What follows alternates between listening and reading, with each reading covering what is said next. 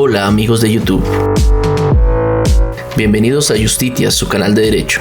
Hoy vamos a ver cómo se puede hacer la partición de bienes en vida en Colombia, pero antes los invito para que se suscriban a mi canal.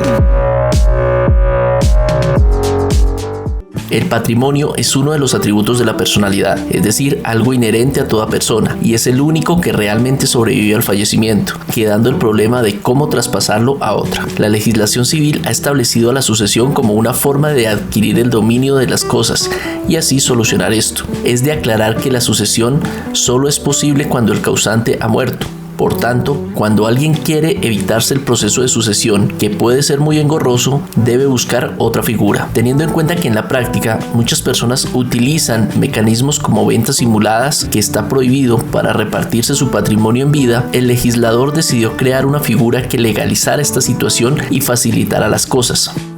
Entonces aparece la partición del patrimonio en vida. Marco legal.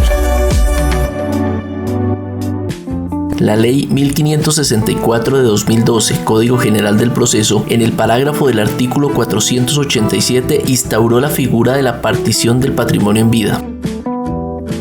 La partición del patrimonio que en vida espontáneamente quiera efectuar una persona para adjudicar todo o parte de sus bienes con o sin reserva de usufructo o administración deberá, previa licencia judicial, efectuarse mediante escritura pública en la que también se respeten las asignaciones forzosas, los derechos de terceros y los gananciales. En el caso de estos será necesario el consentimiento del cónyuge o compañero, los herederos, el cónyuge o compañero permanente y los terceros que acrediten un interés legítimo podrán solicitar su rescisión dentro de los 2 años siguientes a la fecha en que tuvieron o debieron tener conocimiento de la partición. Esa partición no requiere proceso de sucesión. Solamente este parágrafo hace referencia a esta figura en el ordenamiento jurídico, por lo que, en cuanto a los vacíos que se generan, se deben complementar de manera sustancial con lo establecido en el libro tercero del Código Civil y en lo procedimental en la sección tercera del Código General del Proceso. La jurisprudencia.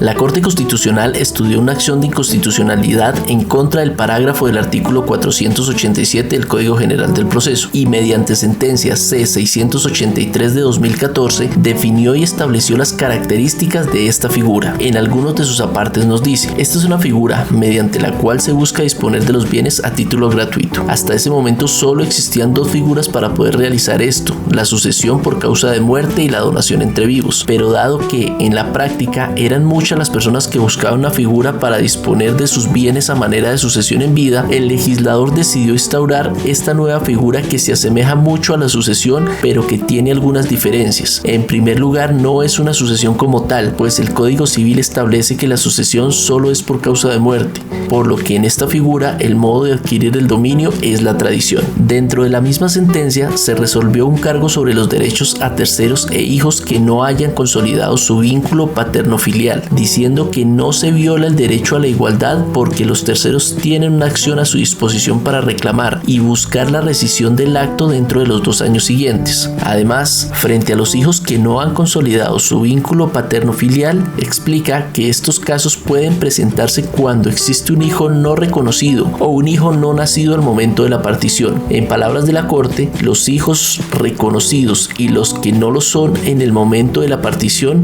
no pueden recibir el mismo trato porque representan supuestos que no son susceptibles de compararse. Los primeros existen en el momento de la partición, los segundos no. Así las cosas, los hijos cuya relación paterno-filial se encuentra consolidada tienen derecho a participar en el proceso porque tienen un vínculo de parentesco reconocido y por ende un interés legítimo de participar en la partición del cual carecen los hijos que no han sido reconocidos y que no tienen por consiguiente vocación hereditaria.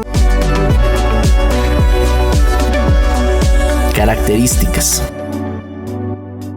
La Corte estableció las características de la partición de bienes en vida. Así, debe ser un acto autónomo y libre de quien realiza la partición. Se debe obtener una licencia judicial previa por parte del juez de familia en única instancia de acuerdo con lo dispuesto en el artículo 21, numeral 13 del Código General del Proceso. La partición deberá respetar las asignaciones forzosas, o bien los derechos de alimentos, la porción conyugal, las legítimas y la cuarta de mejoras. Asimismo, deberá garantizarse los derechos de terceros y los gananciales. Estos requisitos que otorgan validez a la partición deberán ser verificados por el juez antes de dar la licencia. Si hay sociedad conyugal vigente, debe liquidarse para respetar el derecho a los gananciales. Por esta razón, se requiere el consentimiento del cónyuge o compañero permanente. Quien realiza la partición puede conservar el usufructo o la administración de los bienes objeto del proceso hasta que fallezca. Los asignatarios deben intervenir en el proceso y consentir la partición. Se debe efectuar escritura pública, por lo mismo que se trata de un acto solemne. En la escritura pública, la partición debe ser inscrita en las oficinas de registro para que se verifique la tradición.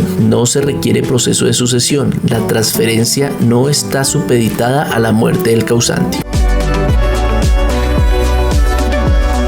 Requisitos.